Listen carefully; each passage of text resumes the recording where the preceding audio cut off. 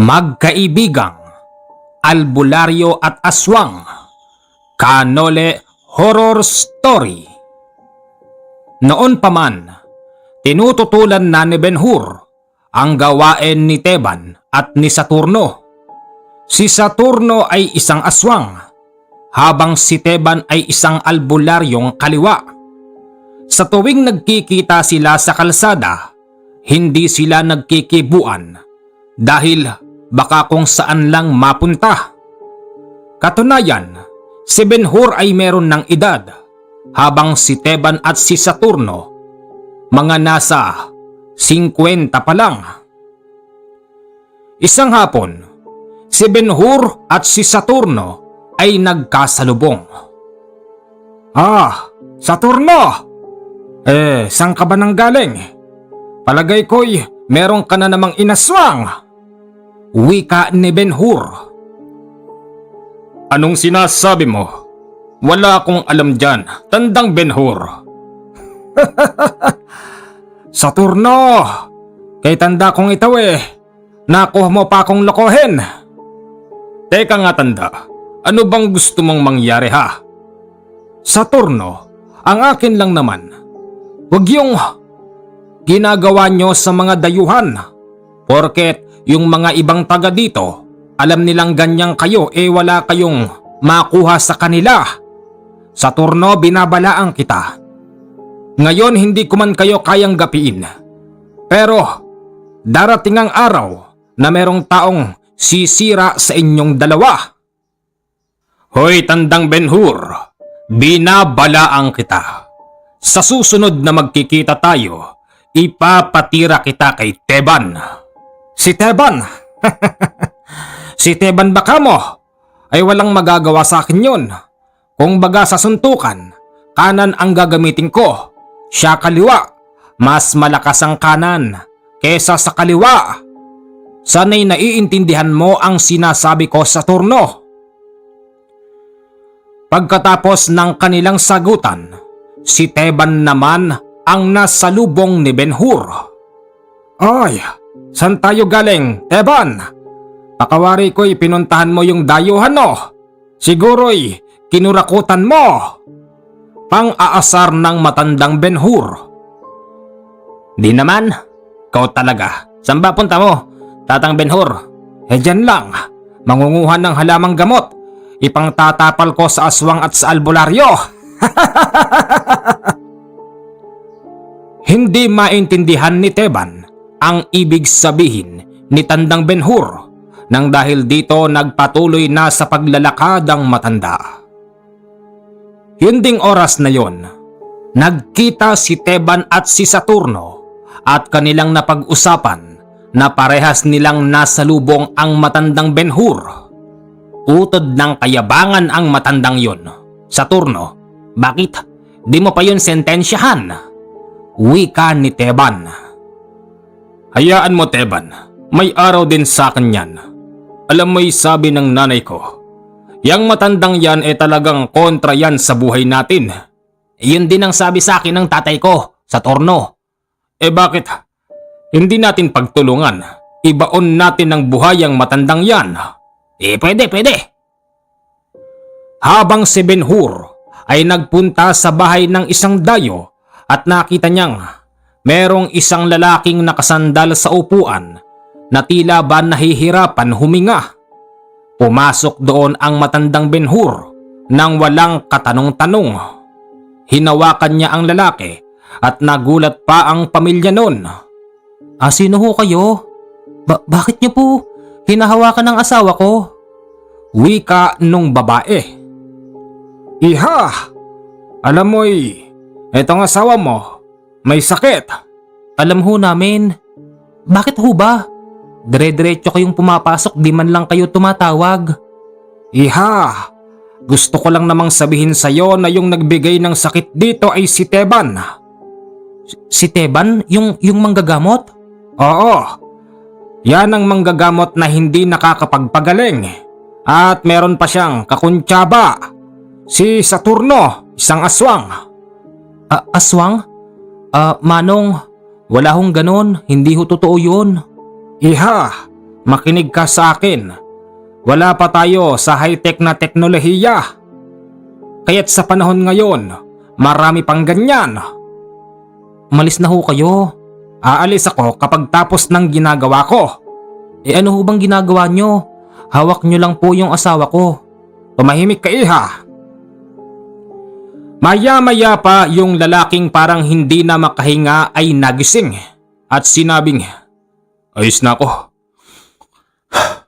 Biglang naging maayos ang paghinga ko. Wika nung lalaki.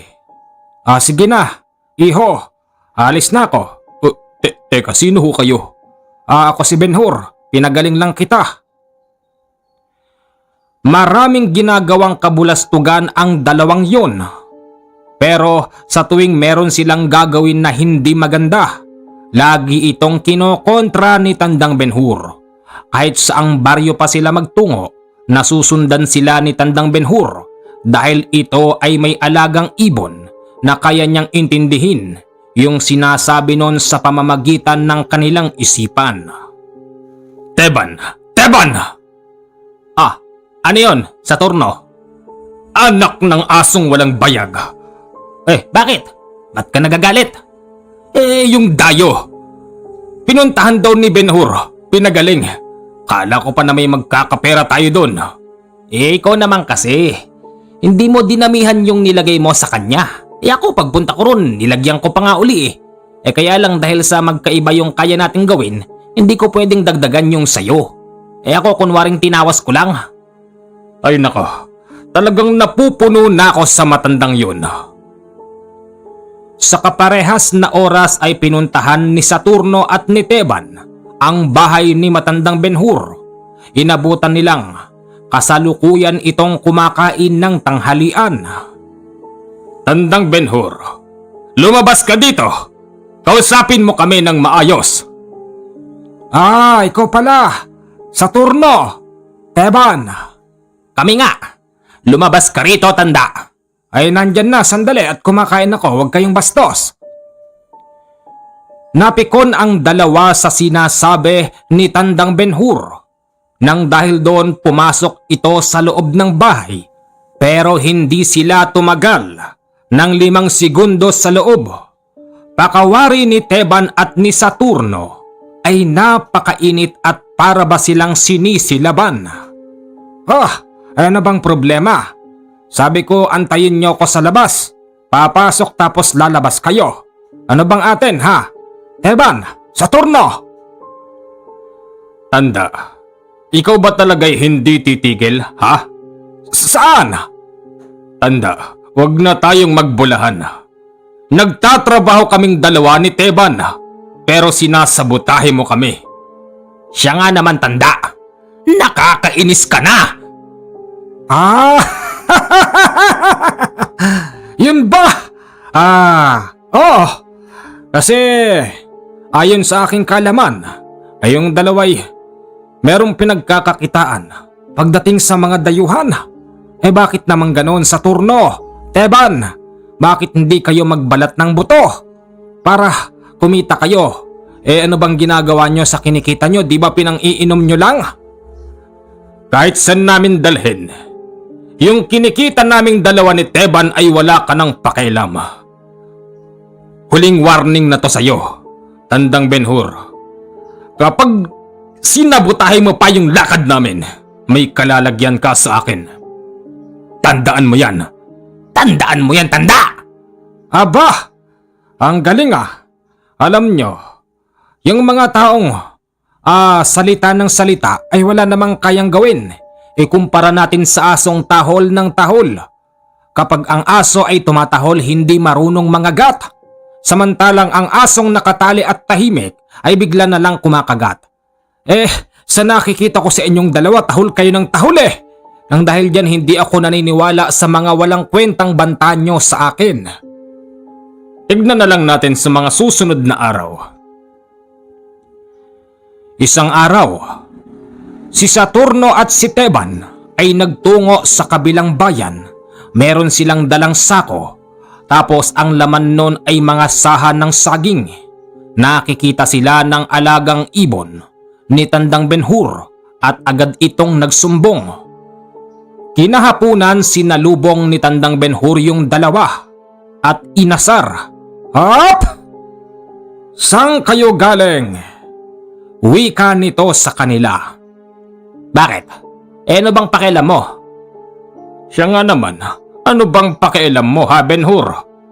Meron akong pakialam. Mali eh.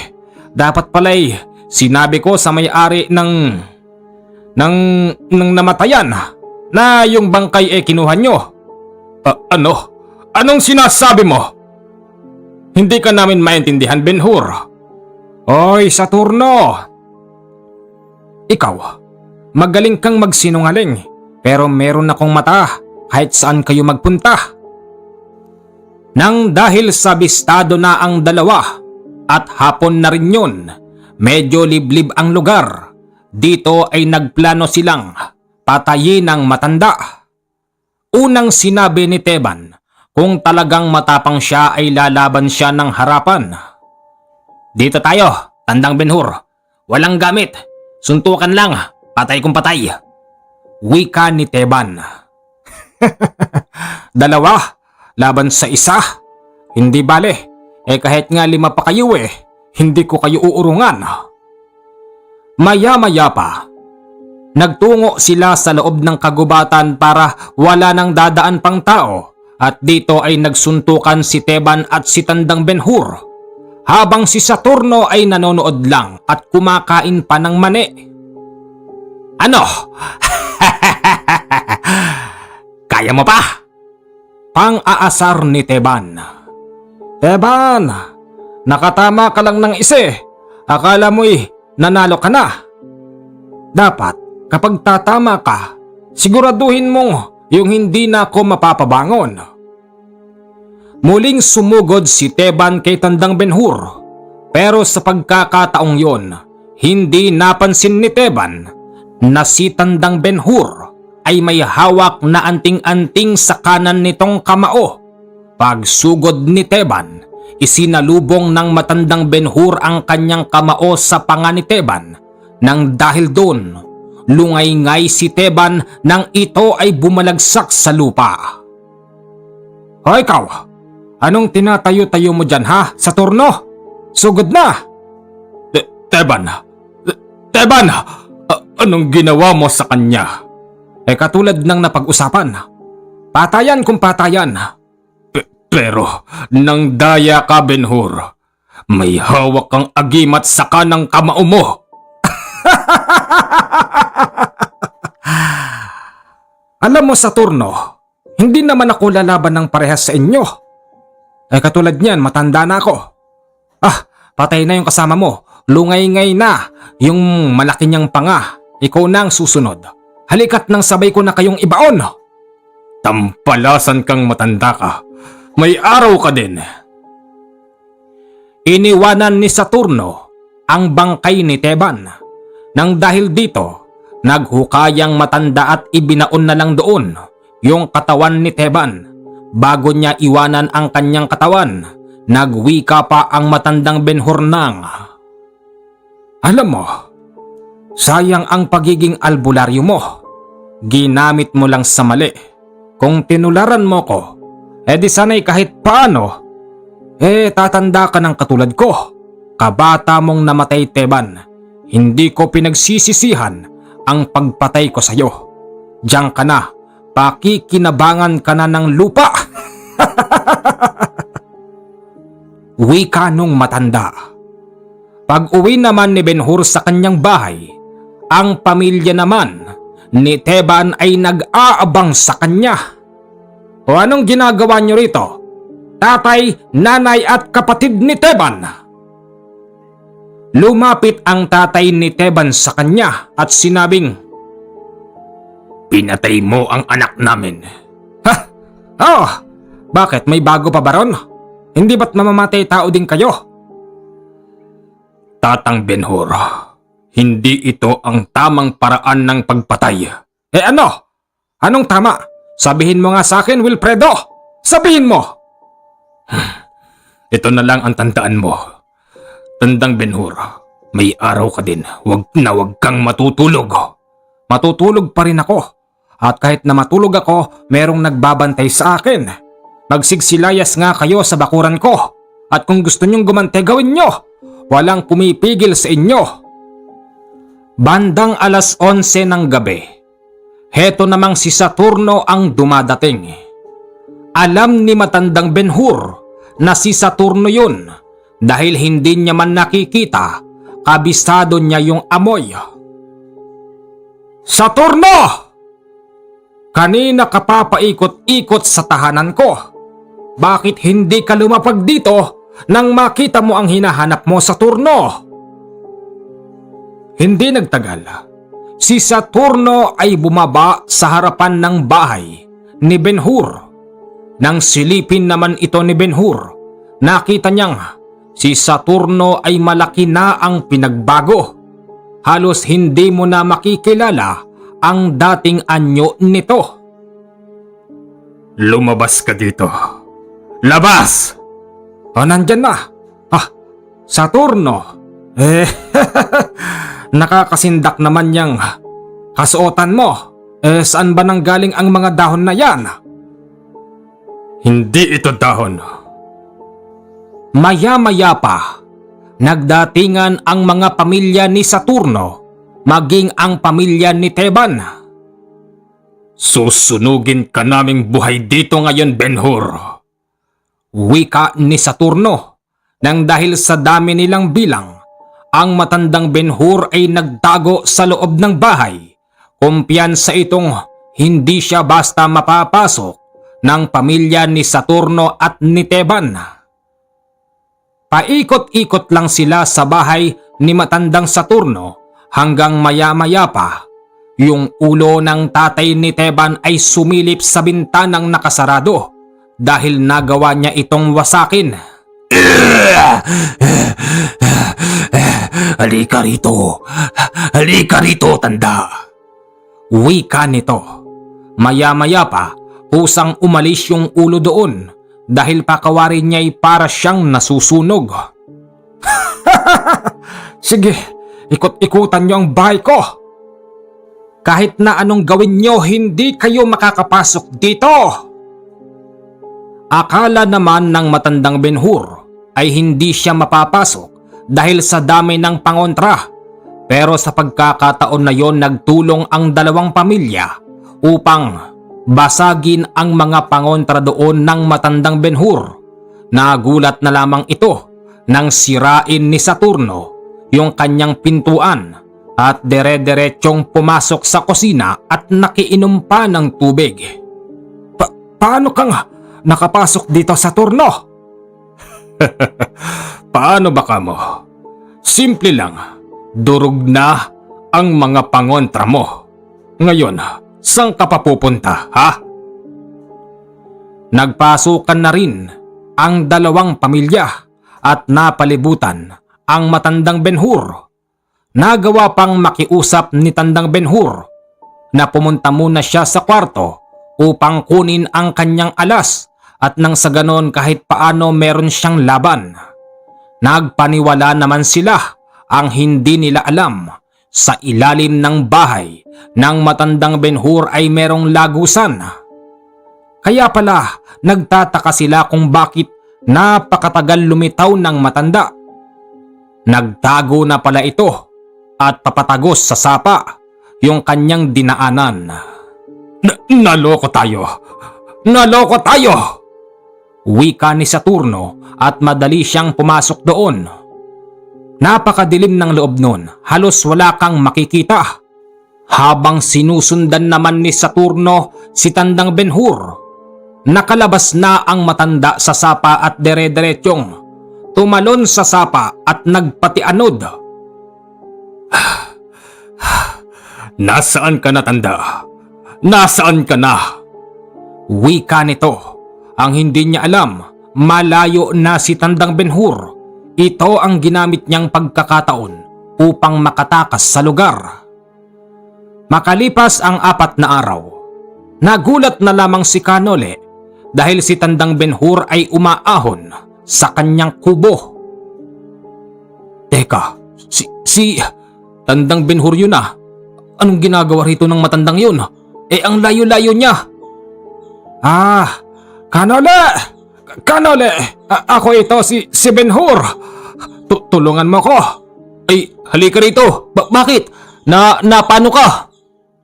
Kanole, patawarin mo kung napasugod ako rito. Hindi, ayos lang yun.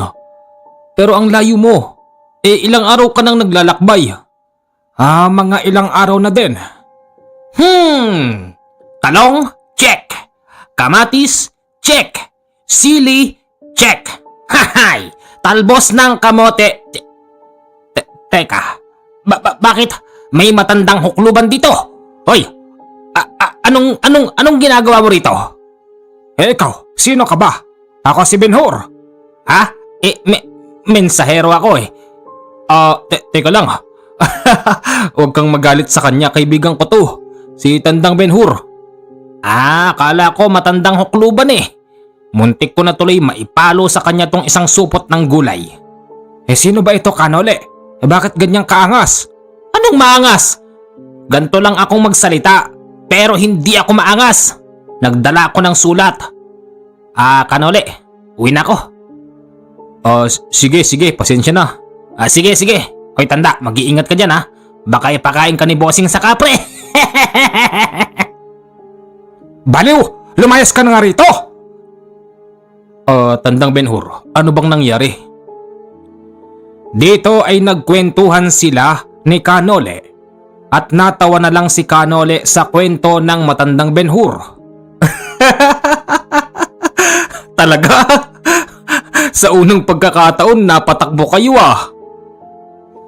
Kanole, nakakatawa mang isipin pero talagang aaminin kong naduwag ako sa kanila. Isipin mo'y dami nilang bilang. Sa bagay. Yung alaga mong ibon Ay, halika rito. Dito ka. May lumapag na ibon sa balikat ng matandang Ben-Hur. Tapos tila ba meron itong binubulong. Ano? Imposibleng makasunod sila rito. Ano? Susunod sila rito? Oo daw. Ihayaan mo. At dito, masusubukan kung gaano sila kagaling. Sige. Ay meron ka bang damit dyan yung hindi na nagagamit? Ilang araw na itong suot ko. Muntik pa nga akong hindi pasakayin sa jeep dahil iba na yung amoy ko. Meron. Sige. Kinagabihan, alas 12 ng gabi. Napansin ni Kanole na yung bantay niyang kapre sa tabing bahay ay biglang nagpakita tapos sumilip pa ito sa bintana. Ano ba yan? Kapre! Takot na wika ng matandang Ben-Hur. Huwag kang matakot dyan. Bantay ko yan. Bakit? Anong meron? Merong dumarating. May paparating. Sabi ko na nga be. Tandang Ben-Hur, darating sila. Huwag ka matulog. Sige. Kaibigan, alerto ka sige. Lumipas pa ang kalahating oras, nakapaligid na ang lahi ni Teban at ni Saturno sa paligid ng bahay ni Kanole at yung mga pananim niya ay pinagsisira pa ng dalawang pamilya. Huwag niyong sirain ang tanim ko. Nakikita ko kayo. Ayos lang. Sige, sirain niyo.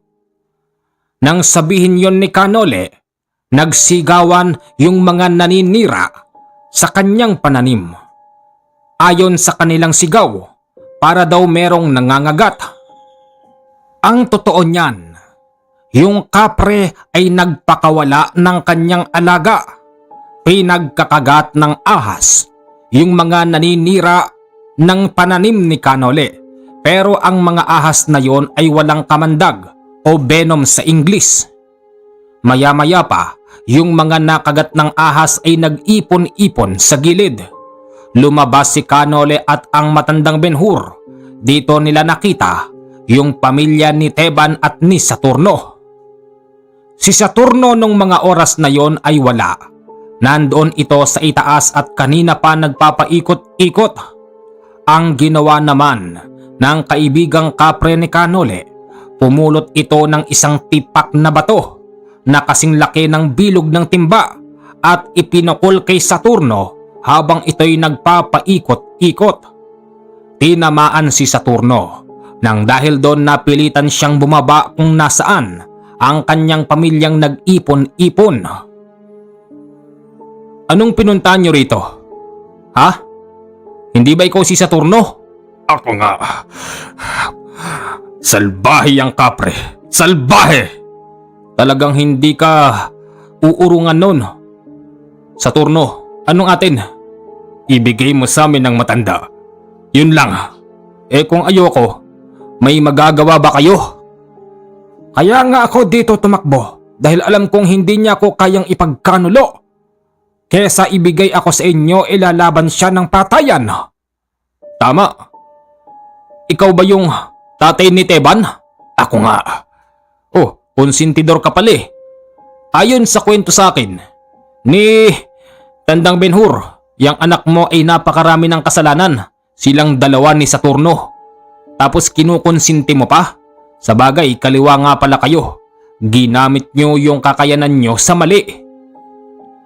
Hindi sila nagkaintindihan nang dahil dito pilit silang tinaboy ni Kanole.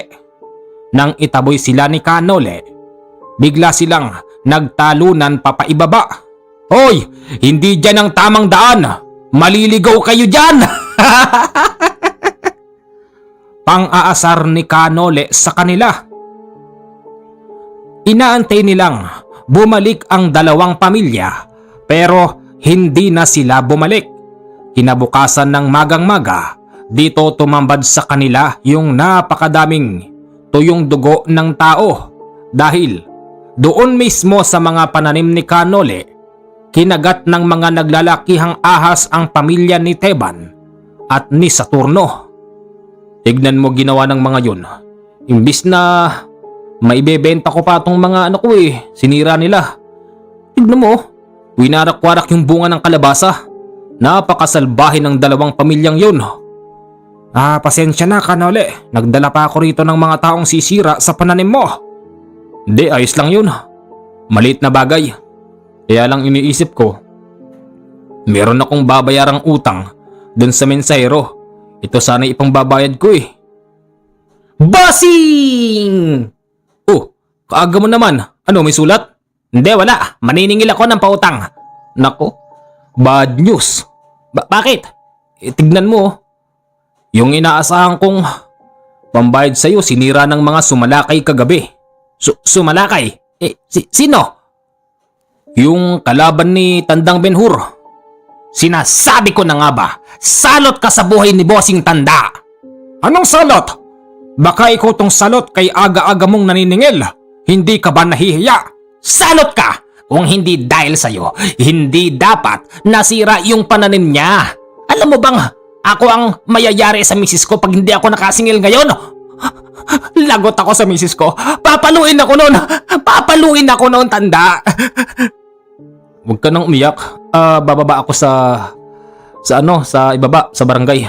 Mangungutang ako ng pera. Paano kung walang masingil?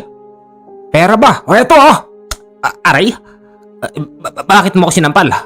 Sinampal lang kita ng pera. Mukha kang pera. Hindi naman sa ganon. Kung ako lang, wala naman sa akin yun Kahit na hindi ko singilin si Bossing. Kaya lang yung misis ko kasi may ari noon. Tsaka birthday ng anak ko sa isang araw. Imbitado ka, Bossing. Ako, wag ka na. Baho-baho mo ba talagang sumusobra na ito O tama na yan. Pasensya ka na. Nakuha ko pa yung pera mo pambayad sa kanya. Hindi, ayos lang. Marami naman akong dala. At ikaw naman mensahero. Nandito pa rin ako sa mga susunod na araw. Bakit naman hindi mo ako imbitahin? Wag na. Baka yung mga sumalakay dito kagabi doon pamanggulo sa birthday ng anak ko. Maiwang ka na lang. Habang silang tatlo ay nag-uusap ng hindi makatotohanan, isa sa pamilya ni Teban ang biglang dumating at nagpapanggap pa ito na pasyente. Teka, may tao. Sino yon? May amoy. Talas naman ng pang-amoy mo. Oo bossing ah. Nahawa na yata ako sa kakayanan mo bilang albularyo. Tao po! Tao po!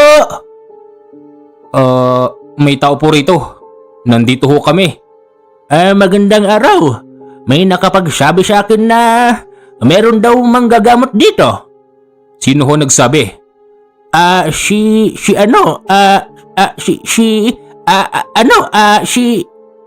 Nanang, di mo masabi ano?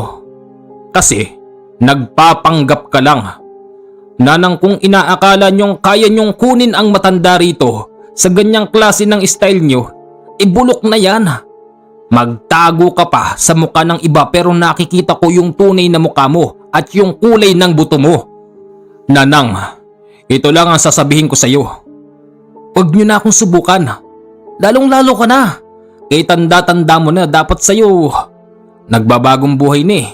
Nakakaawa naman ho kayo. Baka akala nyo'y katulad ako ng ibang taong madaling paslangin. Nanang, umalis na ho kayo.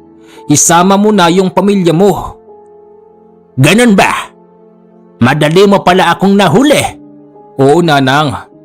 Nakakaawa kayo kung papatulang ko pa kayo. Kung gusto mo bossing sabakan ko na yung matandang yan. Wag, diyan ka lang. Nanang, parang awa mo na. Nagmamakaawa na ako para sa sarili mo. Umalis ka na. Hindi! Ibigay mo sa amin si Ben-Hur. Siya ang pumatay sa anak kong si Teban. Kaya naman pinatay ni Tandang Ben-Hur yung anak mong si Teban dahil masyadong marami ng kasalanan. Alam nyo nang makasalanan ang anak nyo pero nagawa nyo pang konsintihin. Hindi na nakapagtataka na hindi lang si Teban ang mamamatay sa pamilya nyo. Kasi pare-parehas kayo ng gawain at nakalakihan na ng mga anak mo yang ipinamana nyong gawain. Sabihin mo nga sa akin, Nanang, matino ka bang tao? Sabihin mo nga. Matino ako. Huwag kang makikialam. Bakit hindi ako makikialam? Nandito siya sa bahay ko. Sinabi ng huwag kang makikialam. Ben-Hur, lumapit ka sa akin. Lumapit naman ang matandang Ben-Hur. Akala naman ng matandang babae. Nasasama si Ben-Hur sa kanya pero nagkamali siya. Dahil sa hindi makuha sa pakiusapan ni Kanole ang matanda. Ang ginawa naman ni Ben-Hur ay agad itong inundayan ng suntok sa sikmura. Tapos binali nito yung liig ng matanda. Bakit ginawa yon? Naku naman! Naku! May mamamatay na namang tao rito! Hindi sila basta namamatay sa ganon. Ano? Tunay nga ang sinabi ni Ben-Hur dahil ang matandang yon ay bumangon na parabang walang nangyari. Alam mo sa sarili mo, Ben-Hur, na hindi ako basta namamatay sa pamamagitan ng pagbalik ng aking leeg. Alam ko. Ipinapakita ko lang sa iyo na kahit na nandito ako ay kaya kong manglaban. Siguro dapat na lang nating tapusin ang problemang to, pero wag dito. Kasi pag dito, kung tutuusin, kaya ko kayong gapiin na lahat Nanang, umalis ka na. Wag mong antayin na tawagin ko ang aking sibat ng kalangitan. Sa tanda mong yan, hindi nun tatanggihan ng katawan mo. Kakainin ka nun ng paunti-unti. Sibat ng kalangitan? O bakit? Alam mo ba yun? Nang lalaki pa ang mata ng matanda, na tila ba alam niya kung saan nanggaling ang sibat ng kalangitan. Nang dahil doon unti-unti itong napaurong at tuluyan nang bumaba. Boss! Boss! Oh, ano yun? Bababa ako. Baka nandun pa pamilyang yun, palalayasin ko. Sasabihin ko sa mga taga-barangay na palayasin sila dahil mga salot sila, boss. Wag. Baka ano pang gawin nila sa'yo? Hindi! Kayang-kaya ko yun. Ito yung itak mong kalawangin Teka lang, akin mo na to, boss ha? Sige na nga, mag-iingat ka ha? Patay sa akin ang dalawang pamilyang yan. Araw ngayon, hindi sila makakaporma, bossing. Pinagbigyan naman ni Kanole ang kahilingan ng mensahero. Makalipas ang 20 minuto, bumabalik ang mensahero. Bossing! Bossing! Nilampaso ako ng lalaking mataba. Boss, tignan mo, may sugat ako sa mukha. Yan na nga bang sinasabi ko eh. Boss, may sugat ako sa mukha, boss. Pagalingin mo to. Baka maging bingot to, boss. Di naman malalim eh. Lika nga. Tinapalan ni Canole ng dahon ng halamang Javier ang sugat ng mensahero. Tapos nun, nilagyan ng benda ang kanyang muka. Halos natakpan na rin ang ilong. Kita na lang ang bunganga at ang kanyang mata. O ayan, napala mo. Masyado ka kasing... Tama na. Tandang Ben-Hur, ito ang tandaan mo. Sa oras na tanggalin ko yung benda na to sa ilang araw lang ang lumipas, makikita mo, kahit na bakas ng sugat ay wala na.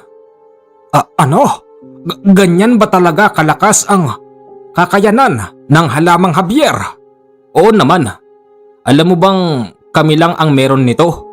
Oo, alam ko, at kayo lang din ang pwedeng makakuha nun. Siyempre, doon yun, yung natatanaw mong kabundukan yung malaki.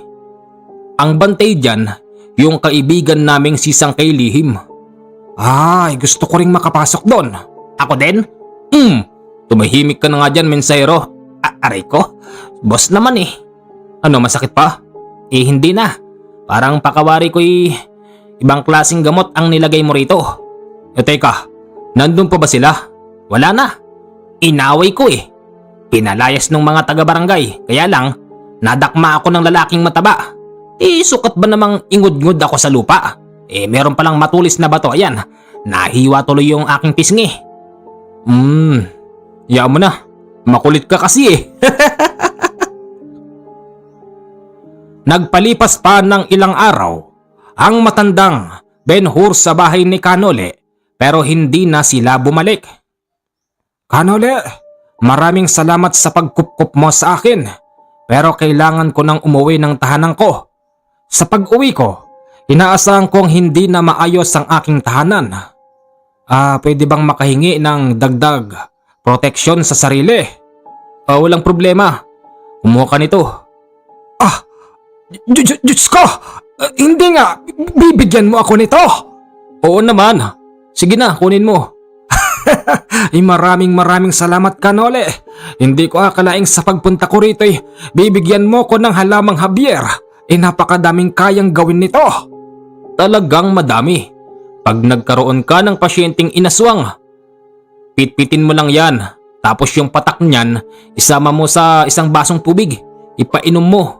Makita mo isusuka nun yung pinakain ng inaswang. Maraming salamat At hindi lang yan, dalhin mo ito. Itong itak mo? Baka bawal ito sa barko.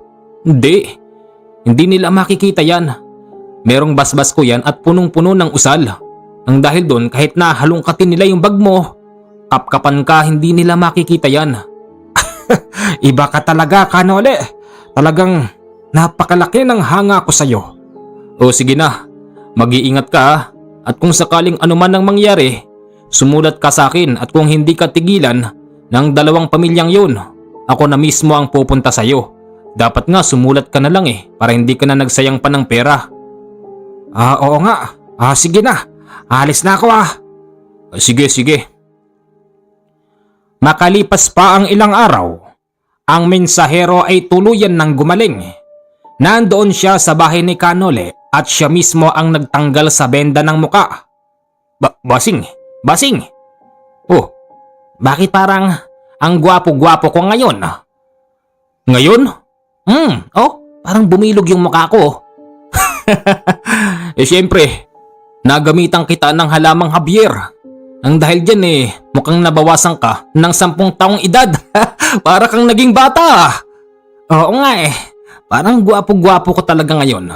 Pakawari ko makakadalawang babae pa ako niyan. Wag. Mali yun. Ko talaga may asawa at anak ka Teka, di ba birthday ng anak mo? Tara, punta tayo. Sige, at itatabi ko lang tong mga gamit ko. Baka mamaya habang wala ako dokwitin ng mga tao. Di ba may bantay? Naku, wala yan pakialam kung simpleng tao lang, pero kung taong merong kakayanan, yun, saka yan makikialam. Ganun pala yun. Ganun na nga. Teka, halika, tulungan mo ko.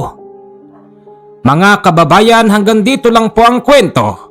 Baka sabihin nyong ang pangit naman, kahit paano'y maganda pa rin. Huwag po kayong mawawala dahil meron pa tayong upload mamaya. Pakidalaw po ang isa kong channel na Misteryo ng Bayan. At sa mga gustong makipag-ugnayan sa akin, mag-download kayo ng Viber at isave nyo ang aking number na 0948-5230-887. Ang pangalan po niyan ay Roxy at nakalagay din ng aking muka bilang profile picture. Huwag po kayong magpapaloko sa mga gumagaya sa akin sa Facebook dahil wala po akong ginagamit na Facebook. Kapag kayo na-scam niyan, wala po akong pananagutan. Hanggang dito na lang at maraming salamat po sa walang sawang sumusuporta sa ating YouTube channel.